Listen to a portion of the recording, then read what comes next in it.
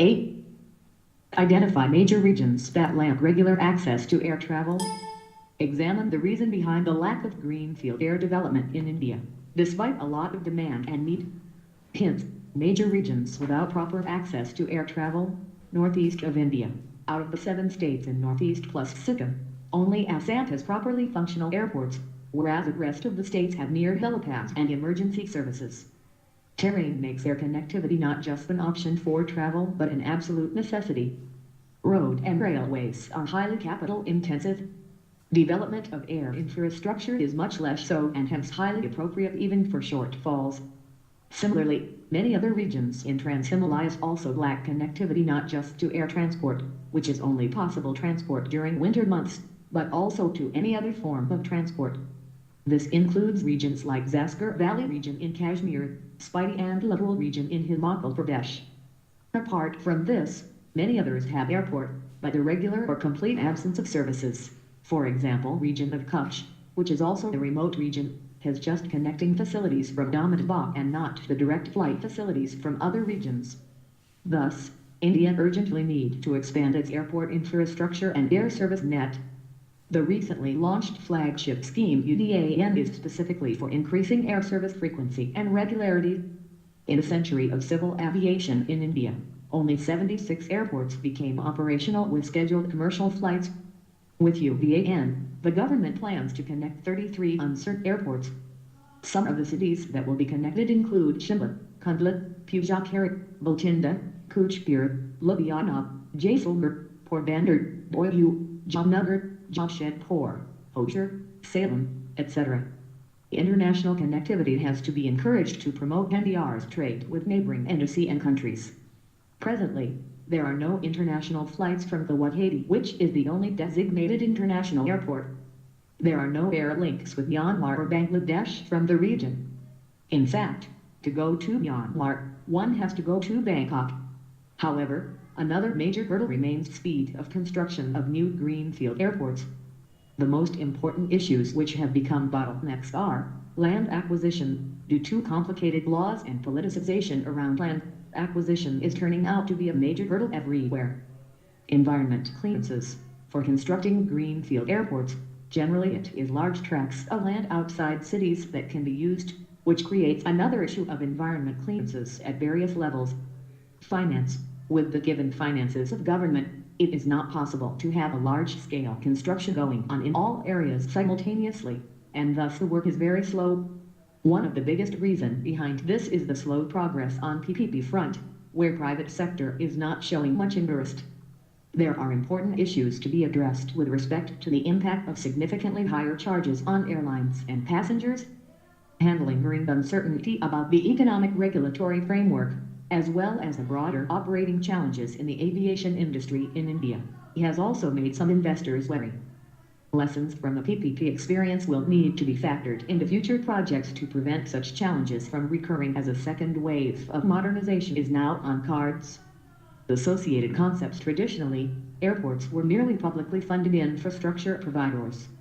Today, many larger airports have become fully fledged and diversified commercial businesses as they increasingly involve the private sector.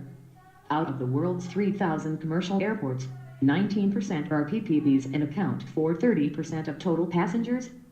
Under the right conditions, PPPs can offer a number of benefits including mobilization of capital, improved management and operations, and optimized commercial results and profitability. Nevertheless, there is a common misconception that PPPs diminish the government's role and, in essence, hand over the entire project to the private sector.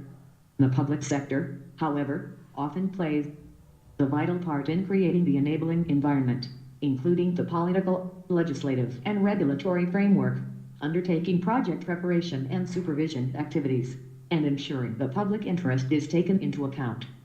Rationale: why PPP? A typical PPP can offer a number of benefits for both public and private sectors. As governments face tightened budgets, PPPs provide a way to access private financing and mobilize capital markets at a time when public spending is overstretched. In the right circumstances, private sector participation can help improve profitability, management and operations, introduce innovation and operational efficiencies, and enhance overall service levels. Certain risks can be transferred from the public to the private sector, thereby reducing the overall responsibility and/or risk burden of the government. In developing countries, PPP arrangements can help enhance access to skills and technologies, provide greater incentives for improved efficiency and performance, and allow governments to enforce contracts more effectively. Furthermore, private sector participation can often significantly improve governance since the private partner has a commercial stake in the venture.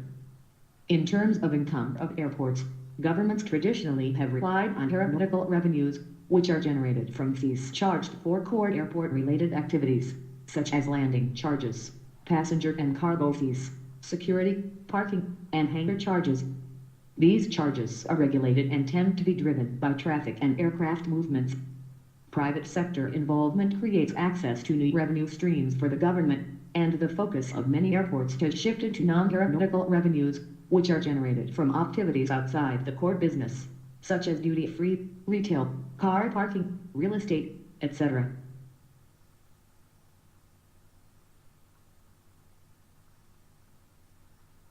The inclusion of non-aeronautical revenues can often determine the financial viability of an airport. The airport sector has a number of attractive characteristics for private investors. For example, there is potential for revenue growth as demand for air travel continues to increase and forecasts remain optimistic. The sector also carries limited foreign exchange risk, as airports are able to generate substantial revenues in hard currencies. The private sector is also able to introduce best practices, which can improve operational efficiencies, financial performance, and yields. In terms of risk diversification, investors in airport PPPs regularly have the ability to diversify their revenue base through non-aeronautical commercial opportunities. The overall risk profile for airports can vary considerably, offering greater diversification of options for investors compared to other sectors. It can range from low volatility investments, e.g., major hubs with established traffic performance, to more volatile investments, e.g., secondary airports or airports in emerging markets. It is important, however, to thoroughly assess the viability of an airport for private sector involvement, and to define the structure and scope of the engagement.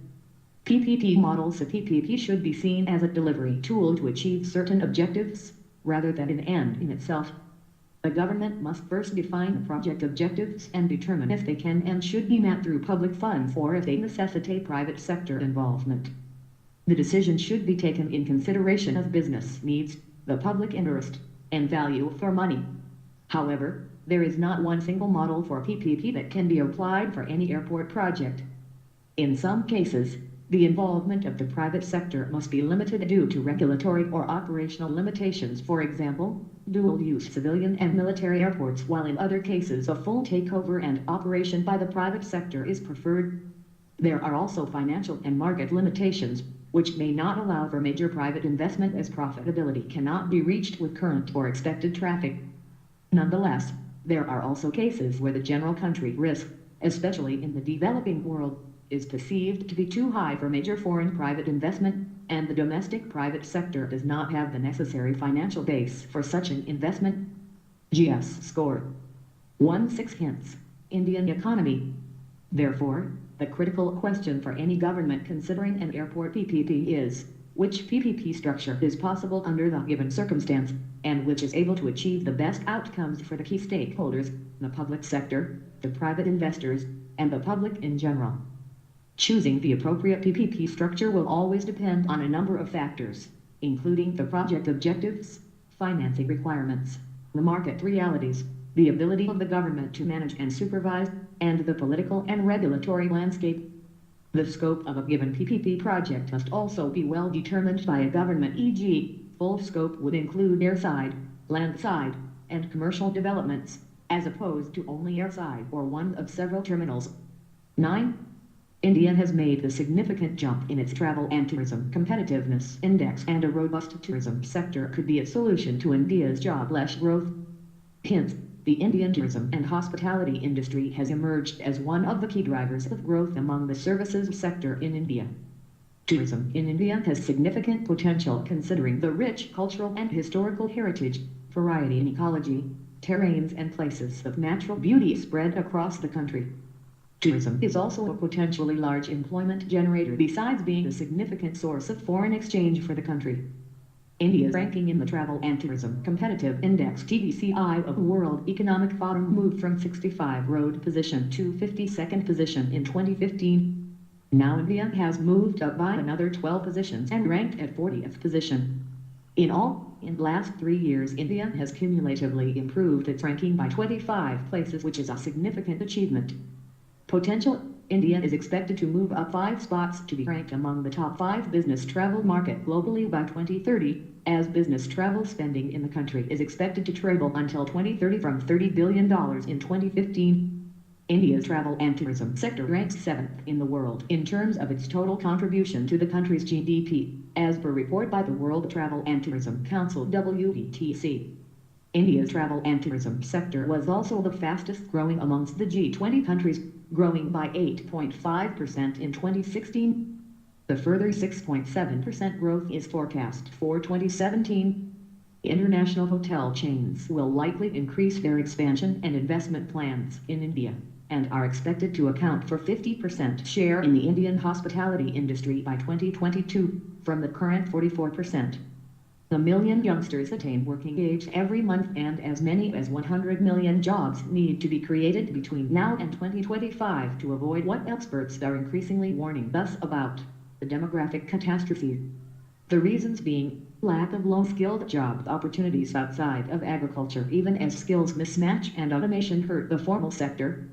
In this scenario, promoting the tourism can be a way out for creating jobs. Solution to jobless growth: the sector supported 40.3 million jobs in 2016, which ranks India second in the world in terms of total employment supported by travel and tourism. The sector accounts for 9.3% of the country's total jobs. For every 30 tourists, 1 core tourism job gets created, which then helps add another 1.5 jobs in related sectors. A good portion of the jobs that get generated are low-skilled, for women and for first-time workers, the type of job opportunities that India presently needs. GS score. Hints: Indian economy 17. The sector also has the potential to create micro-entrepreneurs who in turn can employ more people. The multiplier effect it delivers is high.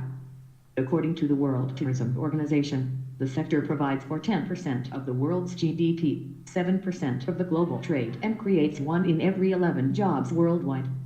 In 2015, tourism created 107 million jobs worldwide and supported 284 million other jobs. The International Labour Organization estimates these numbers will grow to 136 million and 370 million respectively by 2026. Policymakers need to get their act together now if India has to corner the fair share of these jobs. It is time the government gives the same importance to the World Economic Forum's Travel and Tourism Competitiveness Report as it does to the World Bank's Ease of Doing Business rankings. 10. The Parliament has passed the Insolvency and Bankruptcy Code Amendment Bill 2017 to resolve the issue of loan defaults and dispute resolution. In this context, discuss the major changes brought in by new amendment and key concerns which remains. Hint: Government notified the Insolvency and Bankruptcy Code 2016 aims to consolidate and amend the laws relating to insolvency resolution of companies and limited liability entities, partnerships and individuals, which are contained in various enactments, into a single legislation. However, during its implementation, new insight came up with reference to NPA resolution, willful defaulters, dispute resolution and creditors' interests. To bridge the gap in these areas, the Parliament has passed the Insolvency and Bankruptcy Code Amendment Bill 2017 to make the Insolvency and Bankruptcy Code more impactful. These include loan defaulters can now participate in bidding under the insolvency proceedings after paying due interest and making their bad loan accounts operational. The ineligible persons for entities will include undercharged insolvent, willful defaulter, and those whose accounts have been classified as non-performing asset. The objective of the new bill is to allow creditors to move to the National Company Law Tribunal (NCLT) in case of insolvency. The bill proposes the creation of a new class of insolvency professionals that will specialize in helping sick companies. The code creates time-bound processes for insolvency resolution of companies and individuals. These processes will be completed within 180, extended to 270 days. Given that many corporate transactions and businesses involve an international element, the Code attempts to address this by including provisions for cross-border insolvency information. Utilities IUs will be established to collect, collate, and disseminate financial information to facilitate insolvency resolution. The National Company Law Tribunal (NCLT) will adjudicate insolvency resolution for companies. The Debt Recovery Tribunal (DRT) will adjudicate insolvency resolution for individuals. The Insolvency and Bankruptcy Board of India will be set up to regulate functioning of IPS, IPAs and IUs. It looks for legislation that will prevent unscrupulous persons from misusing or vitiating the provisions of the insolvency. Whole effort is to make banking sector robust and detach it from politics. Key issues.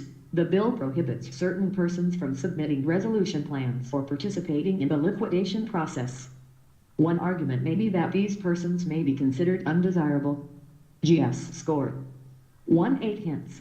Indian economy. To take charge of the company. However, this may reduce competition among applicants and result in lower recoveries for creditors. A company that is liquidated ceases to exist, and the background of persons bidding for its assets may be irrelevant.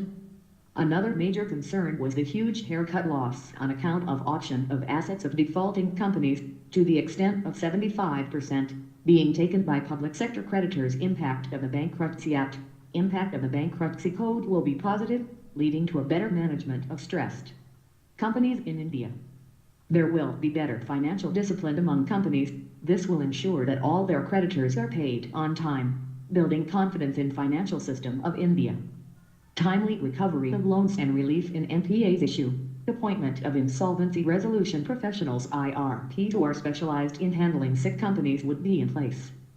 It will free up banks' productive resources, the credit availability in the economy which could be used for welfare purposes. Solving bankruptcy and insolvency cases in a quick manner will act as confidence-building measures to foreign investors. Creditors will be able to recover a larger part of their investment faster, which will eventually allow them to reinvest in other projects. This act will corroborate to take India from among relatively weak insolvency regimes to becoming one of the world's best insolvency regimes. The strict timelines for resolution of insolvency and liquidation proceedings would definitely be an incentive and provide the requisite impetus for economic growth when implemented in letter and spirit, provide a major boost to the India economy. Section B11. The structural issues of Indian economy have not been properly addressed despite more than 2 decades of reforms. Comment and identify major areas which have not been reformed despite reasonable reforms in other areas, such as taxation and banking. Hint. Structural issues in India. The economic reforms that were ushered in during 1991 have outlived their utility as catalysts for growth, and the country now needs to embark on the next round of reform measures to remove the structural constraints that impact growth.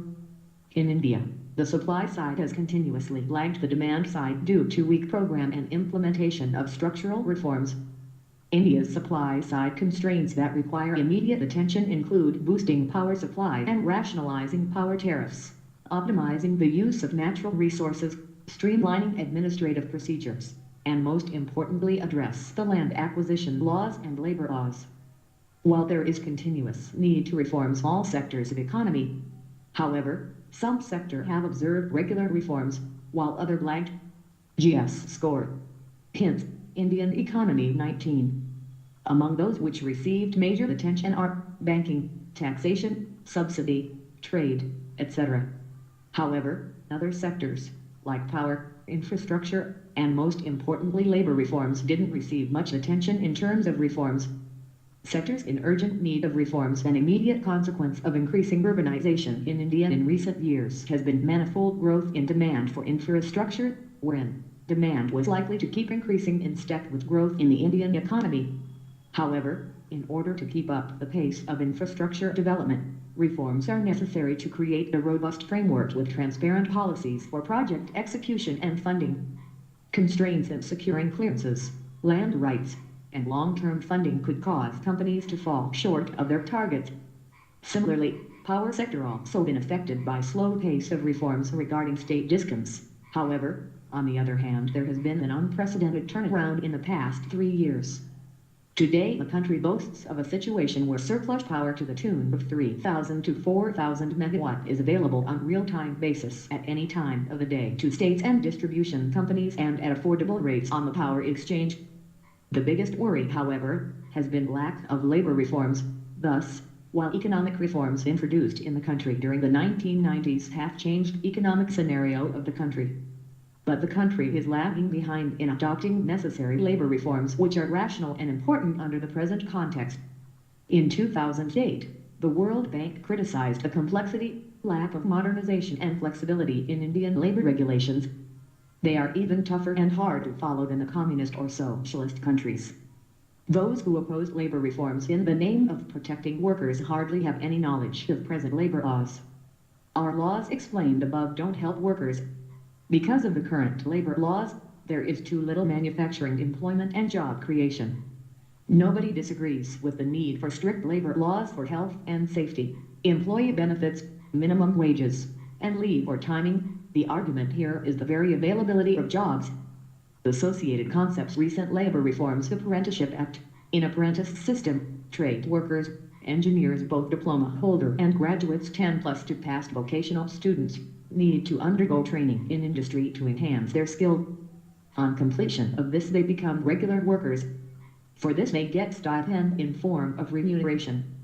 New amendment increases stipend to 70% of wage of regular unskilled worker in first year, 80% in second year.